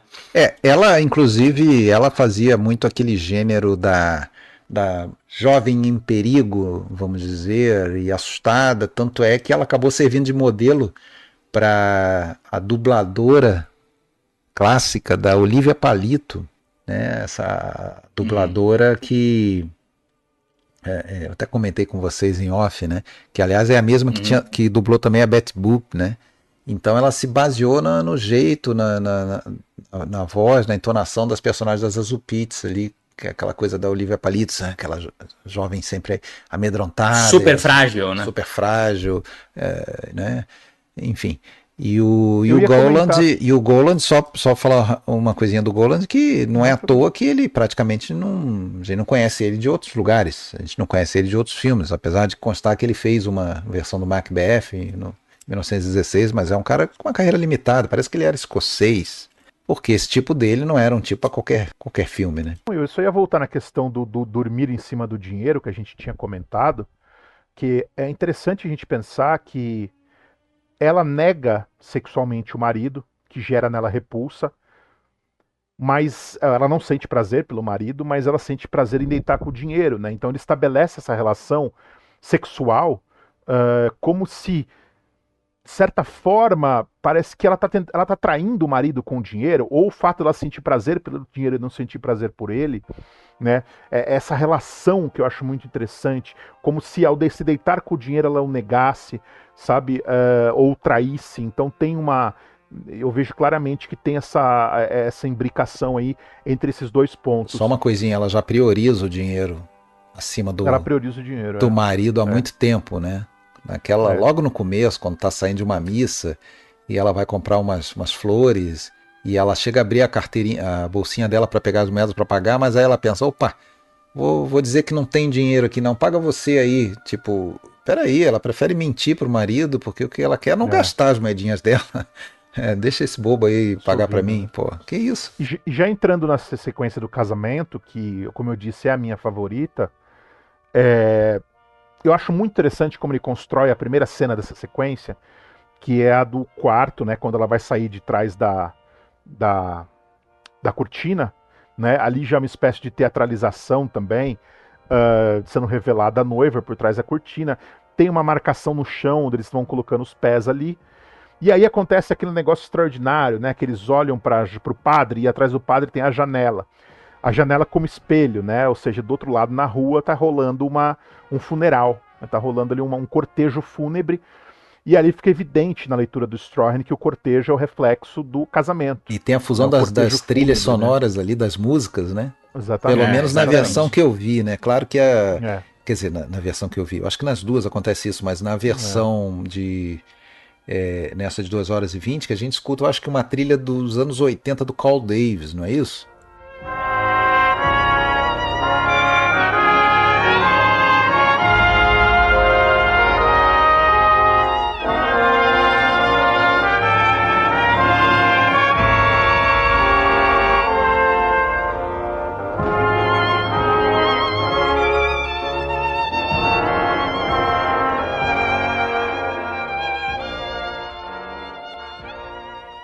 Eu acho que foi uma trilha composta pelo Carl Davis em 86, esse corte de 2h12 que a gente consegue ver. E assim, a marcha fúnebre entra com tudo em cima da marcha nupcial. Elas competem até uma hora que daí a gente só escuta a fúnebre. A gente tá lá no casamento, volta pro casamento, e mesmo assim continuamos escutando a marcha fúnebre, pô. É um simbolismo muito forte ali, né? De que aquilo ali aquele casamento não vai acabar bem. Esse ponto que o Rafael mencionou é interessante porque aí se cria uma série de referências não provadas, mas essa cena da profundidade de campo, ela é bem forte, né? Talvez seja uma das melhores, um dos ápices do filme. E o Stromheim vai trabalhar com Greg Toland no Queen Kelly. Não vai trabalhar, na verdade o Toland acaba pegando o filme porque ele mais uma vez é demitido. Aquele filme que inclusive produziu todas as cenas com a Gloria Swanson, que, enfim, rechearam lá o Crepúsculo dos Deuses. Acho que até foi exibido recentemente aqui na Tô louco pra ver essa cópia restaurada, não vi essa cópia. Eu também quero muito ver. Mas tem essa relação, né? Mas faz muito sentido, Felipe, porque você falou uma coisa interessante e me veio na mente outro filme agora, que a questão da profundidade, eu já vi, vendo agora o Blind Husbands, ele já estava buscando a profundidade no Blind Husbands. Aquela cena que eles estão lá naquele hotel, lá na montanha, tem momentos, tem enquadramentos ali que ele estabelece uma profundidade muito, muito interessante e colocando personagens demarcando a profundidade para a gente perceber as camadas, né? A mulher, o cara vigiando, que é o Goland também, que está no filme Blind Husbands, ele próprio no fundo, ou o contrário, não lembro qual que é a ordem, mas ele já estava tentando e de certa forma muito bem sucedido, ensaiando a profundidade de campo no Blind Husbands, ou seja, já no seu primeiro filme. E isso está muito claro. Quando ele mostra aquele cortejo passando atrás, você sabe que inicialmente eu fiquei torcendo para ele não cortar para fora. Eu falei, não precisa, não corta. Mas ele corta, ele não resiste, ele precisa jogar a gente para fora. Talvez não precisasse ser tão literal assim. Talvez se ele só deixasse passando, a gente ia compreender o que ele quis dizer. Até porque mas 1924, né? Exatamente. Talvez seja um pouco isso. Mas exatamente. Sim. E a coisa do trem passando por fora também me pega muito aquilo, sabe? Ele ter que mostrar aquele bonde passando rapidamente por ali, como se fosse uma espécie de modernidade cortando aquele lugar, cortando a vida dele, passando pela vida dele, sabe? Aquilo me pega bastante também. quando a gente tá vendo cenas ali naquele... Me parece que o casamento ele ocorre ali no mesmo prédio onde é o consultório dele, Isso, né? Tá todo mundo meio que ali, né? Que aliás é um prédio real, né? Um prédio real. Quando a gente fala filmagem tudo em locação, não quer dizer que tenha sido tudo em externas, né? Porque mesmo os interiores foram em edifícios já existentes, inclusive parece que existe até hoje esse prédio. Onde foi filmado Polk Street. Na Polk Street, em São Francisco. E no casamento, depois a gente vai ter o banquete, que é muito marcante também, que a gente já comentou aqui, né? Que é a questão eles devorando a carne. Excessos. Dos excessos, aquela coisa das crianças ali, o pai batendo nas crianças, tem toda uma coisa meio violenta ali, rolando no meio do casamento, né? E depois a noite de núpcias, né? Que aí a gente chega no ápice do desespero ali da mulher, né? Sim, mas é interessante essa coisa dele ser também, né, desse verdadeira declaração dele através desse filme, de outros também, contra a instituição família, né? Porque ele deixa claro o tempo todo que o casamento é uma prisão, o casamento é um funeral, né? O casamento são dois pássaros presos numa gaiola. E nos outros filmes, ele é sempre o cara que vai tentar estragar os casamentos, né? Curiosamente. Ele é o terceiro membro do homenagem. A coisa que a gente mais vê nos filmes dele atuando ali é assim, mas e se meu marido chegar? Mas o seu marido não liga pra você, o seu marido tá escalando a montanha lá, né? Exatamente. Não, e depois tem um negócio muito genial, que eu acho que talvez seja o enquadramento mais bonito do filme, que é o momento que ele vai fechar a cortina, né? Eu acho isso tão genial. Sim. Porque é uma sequência que começa com a abertura da cortina e que termina com a abertura, como se ele... O Jonathan Roseman, ele fala que ali ele tá quebrando, ele não tá quebrando, ele tá restituindo a quarta parede, né? Como se quando ele fechasse a cortina, ele estivesse restituindo um universo fechado. Sim. E também é como se ele estivesse ironicamente dando uma piscadinha pra censura, dizendo, olha, isso aqui eu não posso mostrar o que vai acontecer agora, porque, ele vai estuprar ela não queria, ela não quer ele, né? Vai rolar um estupro ali. Faz sentido. E é genial, e aí que eu acho que é um ponto genial, que acho que nem tudo pode ser pensado, né? Que quando ele fecha a cortina, fica uma frestinha embaixo aberta, né? Exato. Dá a impressão que alguma coisa tá passando ali, Sim. ou como se aquilo fosse uma espécie de uma fissura, de uma, enfim... Alguma coisa ainda tá passando ali, não tá totalmente fechado, né?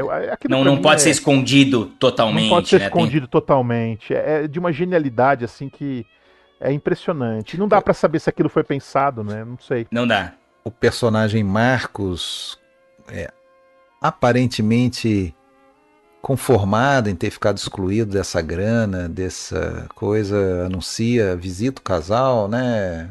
Dizendo que tá indo embora. Eles até batem palmas e comemoram quando ele vai embora, falam, nunca mais vamos ver esse cara, beleza, e daí a pouco já chega a carta lá do Conselho Regional, dizendo, olha, você não pode mais exercer essa profissão. E é curioso, né, porque aquela mulher ganhou uma bolada, mas ela fez questão, e a vida dela passou a ser uma defesa para não gastar nem um centavo daquela bolada. Uma preservação daquela bolada pela bolada, o dinheiro pelo dinheiro, e não fazendo nenhum uso daquilo que pudesse. Então, no momento que o cara perde o emprego, perde a fonte de renda, tenta ainda trabalhar, né? E depois, quando é demitido, ela manda, não, você vai sair agora para procurar outro emprego, tá? Pega teu chapéu, vai lá. Aí a coisa já desandou, né? Ela não dá dinheiro nem para ele pegar o táxi embaixo da chuva. Acabou já o casamento, realmente ela fez uma escolha, aquela personagem tem um apego, um materialismo, uma coisa patológica, e ele pode ser o selvagem que for, mas ele é o único dos três que não é acometido por esse materialismo, né? Por essa ganância, esse apego ao ouro. Ele vai pagar por isso também, né? Mas ele não tem isso, né? E, enfim, ele resolve então ir embora. Só que aí ele vai cair em qual vida, né? Sem fonte de renda, ele vai cair numa vida parecida com a do pai dele lá, né? Depois ele ainda volta para tentar pegar uma parte do dinheiro com ela, e aí temos talvez um dos clímax ali do filme, né? É claro que eu soltei muita coisa, até pra gente não se alongar muito, mas teria muitas outras cenas aí para comentar, né? Tem uma cena que me marca, aquela do açougue, que ela vai para comprar uma coisa para fazer uma refeição, porque ele exige, mas ela economiza, ela pega ali o resto do resto, aquilo que já está lá no cesto lá do pré-lixo. Pra jogar lá, fora já, né? do açougueiro. Cruel negócio, né? E, enfim, mas a coisa já desandou, né? E aí ele vai confrontá-la, né, para pegar parte do dinheiro. Ele não quer abrir a porta para ela e tudo, ele até vai embora, depois ele volta. Parece que ela nesse momento já teve que trabalhar, já está trabalhando como servente, fazendo faxina, limpando o chão da escola, né? E aí acontece a tragédia, né? Não, e tragédia que vai ser filmada fora de campo também, assim como o sexo, né? Que ele vai filmar fora de campo, a gente não vê a morte dela, claro, a gente entende, mas ele vai filmar fora de campo também, né? De novo estabelecendo essa relação do proibido, do que não pode ser mostrado aí, né? Eu acho uma baita sacada também. E no final da cena ele fecha também, né? Não é uma cortina, acho que é uma porta daí. Ele fecha a porta. Dupla ali, ele fecha também, exatamente. Né? Ele fecha, ele sai com a chave, né? Esse filme é tão profético nas temáticas que viriam a rechear e determinar de alguma forma esse breve século XX, né? Que eu acho que essa segunda parte, cada vez que eu assisto o filme, revejo o filme, ela fica mais terror pra mim, fica meio horror, assim. Não sei se vocês têm a mesma sensação. Sim. É muito forte pra mim essa sequência que você bem descreveu. Cara, bem chocante pros dias de hoje, inclusive. É chocante mesmo. E é interessante, Felipe, você falar isso, porque a Zazu Pitts, ela interpreta como uma personagem de filme de terror mesmo, né? Exato. Os trejeitos dela, ela assume um aspecto de personagem aterrorizada mesmo, de filme de gênero terror. Eu acho muito legal isso. Inclusive, uma daquelas inserções em que tem coisinhas pintadas ali, são uns braços super esquisitos ali, parece de um, sei lá, compridos, né? De um ser. Uma pessoa muito magra, né? É uma pessoa muito magra. Ou um outro ser. Eu pensei numa pessoa muito magra. Simbolizando ali toda aquela coisa da ganância e tudo. E também tem as cenas em que ela fica lá com aquela moeda, passando, limpando as moedas, olhando assim na contraluz, se elas estão bem limpinhas. É uma coisa. Você sabe que quando eu doentia. Revendo agora esses braços, eu até fiquei pensando se não distorceram deram algum efeito de distorção naqueles braços, porque parece que o braço tá quebrado, né? Exatamente. Sim, muito estranho, né? Aquilo, sabe? Não parece de pessoa, mas também não parece de um animal, não poderia ser, não parece uma fantasia. É estranho, mas é super marcante aquilo e leva muito pro terror.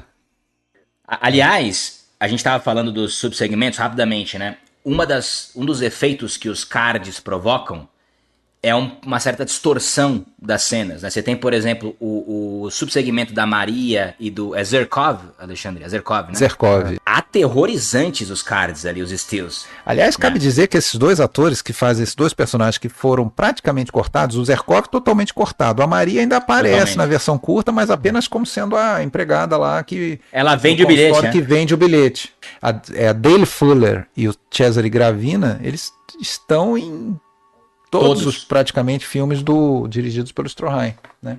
Mas são aterrorizantes os cards, assim, eles geram realmente uma curiosidade de, eu gostaria muito de ter visto esse subsegmento da forma como foi filmado. O destino também é o mesmo, ele também mata a mulher, né? E só que talvez pior, porque lá não é nem por uma fortuna real que estava guardada, escondida, era por uma coisa imaginária, né? Porque ela meio que tem uns delírios dizendo de uns pratos de ouro e que a gente nunca sabe se aquilo ali é real, até porque pela circunstância dessa versão reconstituída de Stills e tal, isso realmente não vai para frente. A gente só sabe que ele propõe se casar com ela de olho nessa fortuna possível, né? E aí entra até umas cenas que tem na versão reconstruída de um cemitério, né? Cara, muito bacana essa cena do cemitério. Que é totalmente expressionismo alemão. Aquilo ali para mim é Caligari puro. É Caligari puro. Puro. Né?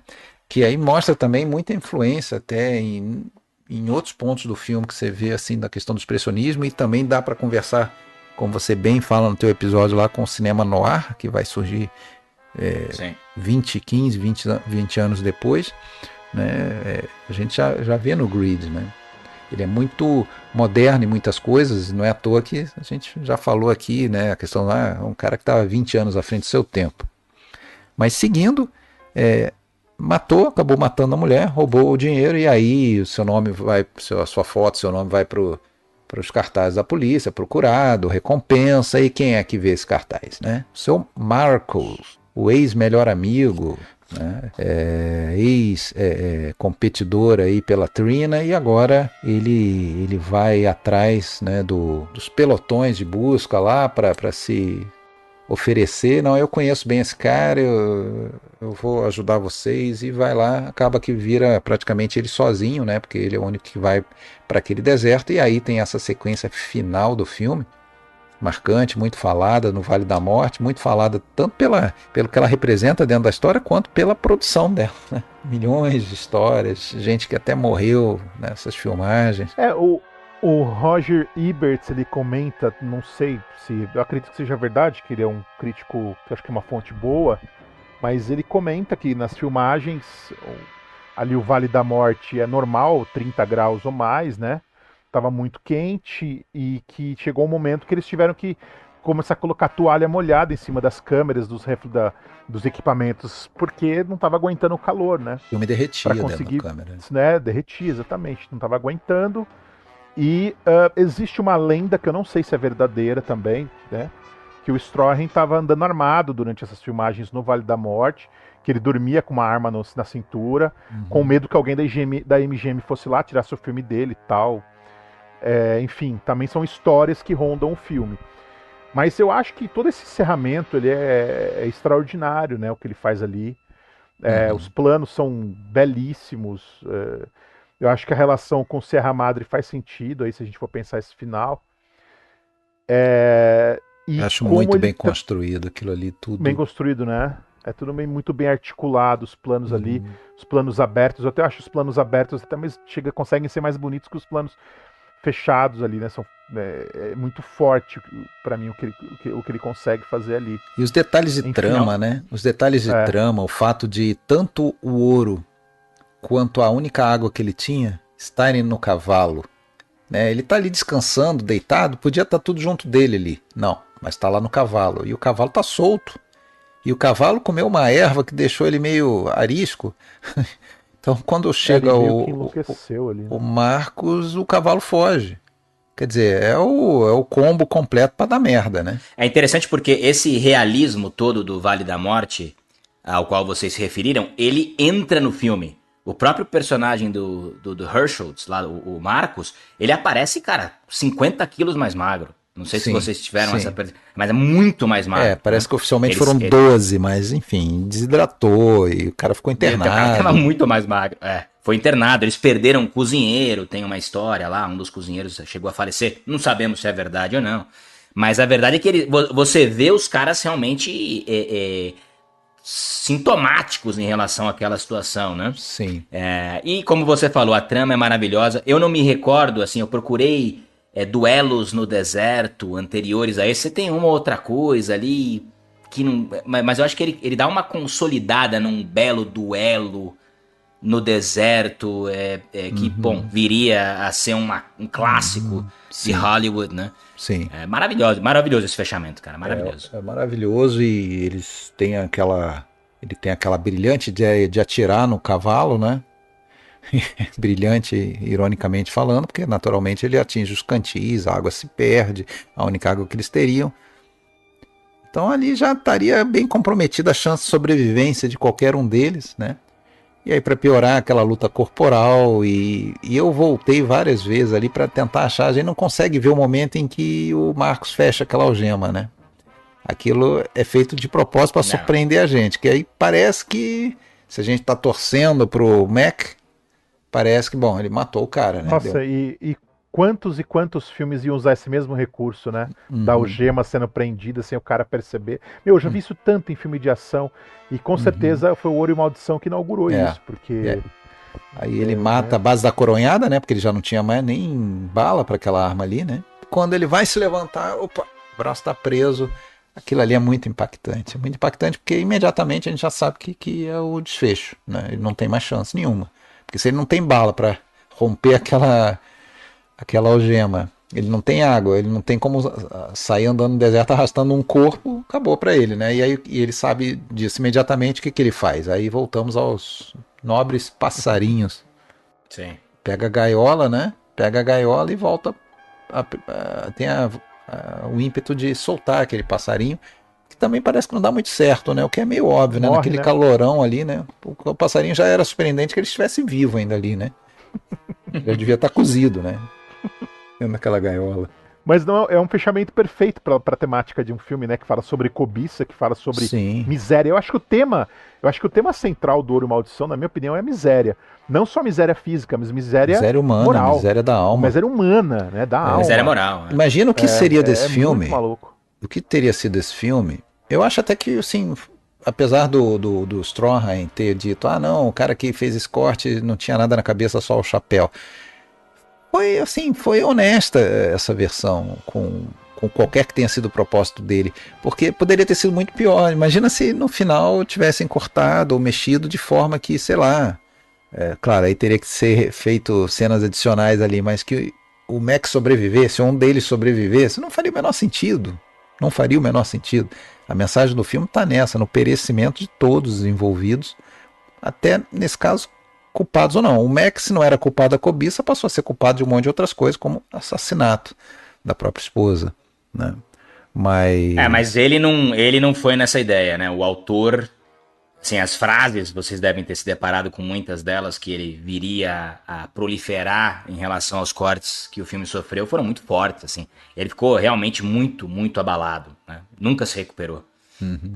O autor que você diz, o Norris? O Stromheim. Não, você usou bem a palavra e eu vou usar essa dúvida para lembrar outra coisa, né? A gente está em 1924 e temos um autor, não tem a menor dúvida. Né? Um autor que naquela época, talvez quem mais fosse o Chaplin. Né? Não sei nem se o Griffith, a época dele, poderia ser tão considerado autor, sei lá. Bom. Mas em relação a um cara que perseguiu uma estilística, uma obsessão, acho que depois do Chaplin é o Stromheim, eu penso. Então, e isso, para quem achar que a teoria do autor aí é algo que, né, só depois, lá em outras épocas é que teríamos obra autoral, custou caro ele ser autor, né? Custou caro para a carreira dele, né? E aí ele entrou numa franca decadência depois disso. O filme, a gente já falou todos esses cortes, da versão que saiu, da remontagem. Ele ainda consegue dirigir outros filmes, né? Acho que ele chega a dirigir ainda inteiro o The Merry Widow, né? Viúva Alegre. Ah, é verdade. Que é com o John Gilbert, né? Que eu gosto mais que a versão do Lubitsch, viu? Eu gosto mais da versão dele. Sim, gostei bastante também. E do Wedding March parece que ele já não completa, ele é demitido também, não é isso? Sim. O Wedding March eu acho que também já é um filme que também sofre uns cortes ali, pelo que eu me lembro. Tem alguns só um problemas. quinto do filme é lançado. Na verdade, ele vai conseguir dirigir não por causa de um estúdio, mas por causa de uma atriz, né? Da Gloria Swanson, que vai levar ele pro Queen Kelly, e também não vai dar certo. Ela também vai ter que demitir ele no meio do caminho, né? E aí, claro. E o filme não foi terminado, né? Porque o filme começou a ficar tão caro que não compensava mais lançar, né? Financeiramente já ficou inviável. E também é um filme que a gente nunca vai saber o que aconteceu no seu final, né? Ele está interminado, esse filme. Mas a cópia que eu vi, eu não sei se essa cópia que foi restaurada agora ela tem alguma cena a mais, eu acho que não, ela deve estar restaurada, mas o filme é lindíssimo, mesmo você vendo ele incompleto, ele é muito, muito bom. Eu não tinha visto Queen Kelly, e eu vi agora pro episódio o que existe dele, que é 1h40 mais ou menos. E eu achei incrível, eu tô falando de história, né? Mas achei incrível que, não, peraí, eu tô a fim de rever a mulher que eu gostei lá. O que eu vou fazer? Eu vou botar fogo no convento onde ela tá. Só isso. Porra, pelo amor de Deus, né? Ele é bem. Os excessos estão todos ali, né? Aí eu vou fazer ela ter que sair da clausura lá do. Enfim. Se não vai ser com amor, vai ser com dor, né? Pelo amor de Deus, né? Fora as cenas que foram cortadas, né? Que foram, inclusive, levaram ele a ser demitido mais uma vez, que são histórias lendárias. Vocês devem ter visto aí no documentário, mas as coisas que ele pedia no filme ali eram bem excessivas, né? Não sei se vocês viram um filme que ele fez depois, que ele co-dirigiu, chamado Grande Gabo, que é de um cara que faz boneco de ventríloco ali e tal. Eu vi cenas só. Eu acho um filme esquisito, não sei se vocês assistiram. Eu não assisti tem cara de Stromheim, ele é um filme que você não vê o Stromheim. Claro, ele trabalha como ator no filme, mas a direção, ele coassina a direção. Tá. Mas não me pegou. Foi um filme que eu não vi a direção dele, eu não vi a mão dele na direção. Talvez eu preciso rever. Mas é um filme curioso, assim, meio estranho. Não é dos melhores, talvez não seja. Talvez acho que entre os filmes que eu vi dele, talvez seja o mais fraco. Mais fraco, né? Ele passou a ser muito mais conhecido pelas gerações posteriores, nas quais inclusive a gente se inclui. Eu não sei se podemos afirmar, mas eu acho que a maioria dos cinéfilos conhece o Stromheim como o mordomo da Norma Desmond em Crepúsculo dos Deuses, para daí saber que existiu esse cara, que foi brilhante lá no passado, e ir atrás dos outros filmes. Não sei, acho que é uma porta de entrada, ele como ator. E tem outros papéis, inclusive eu acho que o meu predileto dele é na fase francesa, né, no período que ele ficou lá fazendo filmes, e ele faz ali para o Jean Renoir, o Grande Ilusão, né, que aí eu acho muito marcante algo dele. Stromheim, praticamente todos os papéis, ele sempre colocava um detalhezinho que fazia ele meio que roubar as cenas, roubar até o filme, mesmo sendo um personagem secundário. É o que acontece com aquele pescoceira, não sei qual é o nome daquele negócio do do general ali, do comandante alemão, que é um negócio assim que, sem precisar de explicações, a gente já entende, sabe, aquele cara era um militar que provavelmente foi ferido em batalha, ficou meio que, não inválido, mas ficou ali totalmente limitado, e chega a falar no filme, se não me engano, eu costumava ir para o campo de batalha, agora eu sou um carcereiro. Praticamente eu faço um trabalho de um carcereiro aqui nessa fortaleza e tal. Quer dizer, um cara frustrado. É um pouco conversa até com o próprio Stromheim, né? Talvez. Um cara que tinha grandes ambições e acabei virando aqui um ator de papéis assim secundários e tal. É isso, né? E ele chega a fazer Beethoven. Ele faz outro filme pro Billy Wilder também, né? O Cinco Covas do Egito. Bom filme também. Bom filme. Mas sempre muito ligado a a esse mesmo personagem, né? Ou do nobre, ou do meio tirânico, meio vilanesco, meio sádico. É interessante. O Jean Renoir, ele descreve sobre o Stromheim, e ele diz que o Stromheim teve uma grande influência na carreira dele, né? Ele disse que que meio que a vida dele como cineasta mudou depois que ele assistiu o Esposas Ingênuas, assim. Ele fala que esse filme abriu a cabeça dele, ele falou, isso aqui é cinema e é para esse caminho que eu quero seguir. Então, assim, o Stromheim tem uma grande importância na vida do Renoir como cineasta, né? E tem uma anedota, Alexandre, uma história engraçada do Renoir, do Stromheim, no set de filmagem do Cinco Covas do Egito, com o Billy Wilder, na biografia dele, ele conta uma história que eles estavam filmando, e tem algumas cenas que o Stromheim está carregando uma câmera fotográfica no pescoço ali, acho que é uma Leica, aquelas quadradas antigas, e o Stromheim chegou e fez um pedido pro Billy Wilder, falou assim, olha, é o seguinte, essa câmera aqui tá sem filme. Aí o Billy Wilder falou, mas qual que é a diferença ela ter filme ou não? O espectador não precisa saber disso e nem vai saber disso. Ele falou, não, você não está entendendo, a câmera tem que ter filme dentro. Eu gostaria que tivesse para a gente poder continuar filmando. O Billy Wilder teve que arrumar filme para colocar na câmera. E assim, isso dá a ideia do perfeccionismo do Stromheim, né? Que a coisa tinha que ser, ele tinha que vestir aquele ser de uma tal forma. Agora, é interessante como os caras filmavam ele. Não sei se vocês têm essa percepção também, assim, por ele ser quem foi.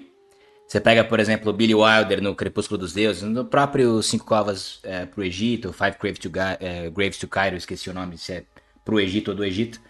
O Grande Ilusão também, ele fica um segundinho a mais. Ele tem algo diferente, assim, existe uma homenagem naquela câmera, né?